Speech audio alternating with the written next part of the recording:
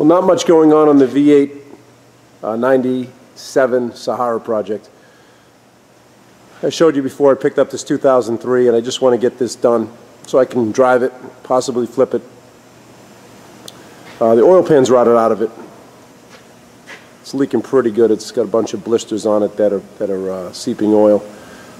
So tonight we'll get the oil pan in that. But earlier this week I got all my components for the 5.2 together and just had to refinish it and assemble it.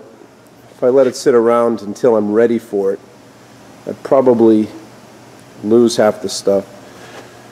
So it's all back together with new gaskets, new oil pan, new thermostat, plugs, wires, cap, rotor, and a bunch of other little pieces. So she looks good. Hopefully it'll run that well. But I'm probably not going to revisit this one for another month or two. There's a lot of work to be done on the 97 Sahara. I've got to pull the nose off, pull the body off the frame, fix the frame, set in the engine with the transmission and everything, and make sure everything fits and weld the motor mounts in. Then I can start putting it back together. But for now the engine's ready to go. I'll just wrap it up, put it aside and out of the way, and hopefully we'll get this job completed before summer. 4th of July is my target. So a big problem on these Wranglers up in New England here is rot on the oil pan. This one here has got it's some real good blistering going on there. And as you can see, it is soaking wet. It's just leaving a constant puddle of oil underneath the Jeep. So I've got a brand new oil pan. By no means a fun job. Everything has to come out: starter, flex, flywheel cover, cats, front pipe complete. All that's got to come out. So we'll get started on that. Hopefully wrapping it up tonight. The first step in removing the oil pan is removing the front engine pipe.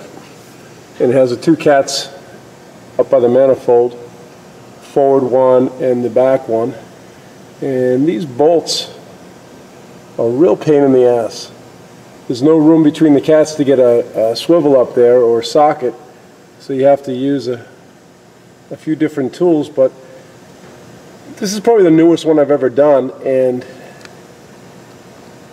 Chrysler, Jeep, whoever did a good thing. They put a lock nut or a captured nut or a clip nut at the manifold, so you don't have to get in there with a second hand or a third hand and hold a wrench.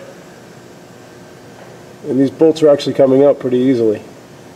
No heat, nothing breaking, nothing rotted, which is remarkable. So we'll get those out, drop the pipe, and then move on to the starter. Okay, now that the front pipe is disconnected from the manifold, your labor guides will tell you to pull the whole exhaust system out, disconnect the muffler from the cat, and pull it out that way. I find it a lot easier just to get a whiz wheel and just cut this piece of pipe right here, and when everything's back together, weld it back together. So that's what I'm going to do. So the front pipe's out.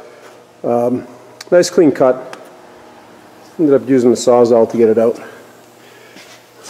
So there won't be any problem welding a nice butt joint back there once we put it back together. So next, I've already disconnected the battery. We'll get the starter out, and then the inspection cover, and then the oil pan should come right out. So with the starter out, you can get access to more of the bolts. And I don't even disconnect the starter power line. I just leave it connected and toss the starter up on top of the frame, out of the way. And then the inspection plate or access plate has to come off next, so we can get better access to the back bolts on the oil pan. This looks like a whole engine plate. I'm not sure it's two pieces. I'll remove these bolts on the bottom and see if it comes down.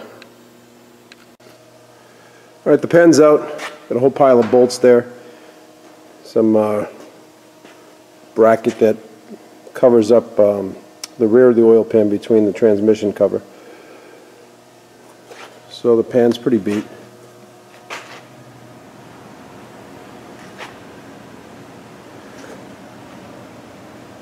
So that'll go in the trash. And underside of the motor,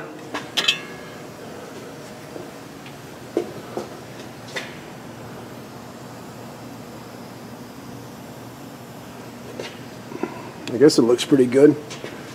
Oil pickup is perfectly clean. There's nothing sucked up inside there. I guess that's a good sign. But that inspection plate that is supposed to come off in order to get those back bolts a little bit more easily, that's a whole engine plate. It's sandwiched between the bell housing and the engine, so that's not coming off without pulling the transmission. So I guess on the automatics, and the automatics have the inspection plate, but the manuals do not. So let's get that old gasket off of there, get everything cleaned up, and get ready for installation. The next step, now that all the surfaces are clean and I got all the grease off the engine plate there, it's all dried up, hit it with a solvent like brake cleaner or something, and want to get all the oil residue off the mating surfaces. So the next step would be to get the gasket out, get some adhesive, and stick the gasket up there and get it nice and stuck to the engine block in the right position. So a trick I use when I install the gasket onto the engine block, coat both sides with some gasket adhesive, some contact adhesive, and get 2 clean oil pan bolts and just run them up finger tight against the gasket, one on each side, and then a third one in the front. It basically takes the weight of the gasket off the adhesive until the adhesive has time to cure. So let that sit up there for a few minutes. Make sure the gasket's going to stick up there and not fall down when I try to install the oil pan. But those 3 little bolts holding the gasket up are plenty. That adhesive's pretty strong stuff. Well, all prepped and ready to go for the gasket and the oil pan. Gasket's up there nice and tight, and got the new oil pan, but I made the mistake of not even checking it. So here it is, probably 10:30 at night. Here's the old oil pan, and here's the new oil pan. Not even close.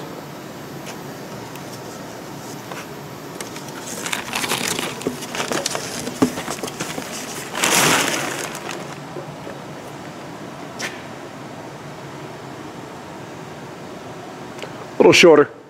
That's not going to work. I have no idea what this oil pan goes to. It's probably a 2.5 liter 4-cylinder. But all I know is that's a wrap for tonight, and tomorrow we'll try to source out the correct part.